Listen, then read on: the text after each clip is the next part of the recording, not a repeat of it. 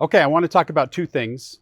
I want to talk about how bulb IDs work, and then we're going to talk about animation planning. First of all, the way these systems work is that the controller will give a singular ID for every bulb in line as it moves from right to left. If you split the cable, then it will mirror or give similar IDs or same IDs to each of the first bulbs in the split and then continue on down the line.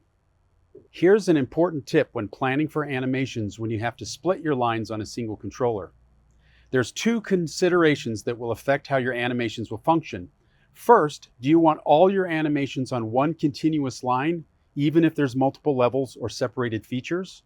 Or do you want the separated lines to mirror each other across the different levels of your project? In other words, do you want one linear animation across all lights that might jump from one feature to the next, or split into mirror sections of lights? If you split a line, then the first bulbs after the split will be mirrored and always share the same command and color. If you want your animations and bulb color assignments to always be completely linear and unique, then do not split your line, but make each line run end to end, connecting back to the original segment. If you have a two-story house or a separated dormer and would like these to mirror each other, then split the line. Keep in mind that where you split the line will determine where the bulbs begin to mirror each other.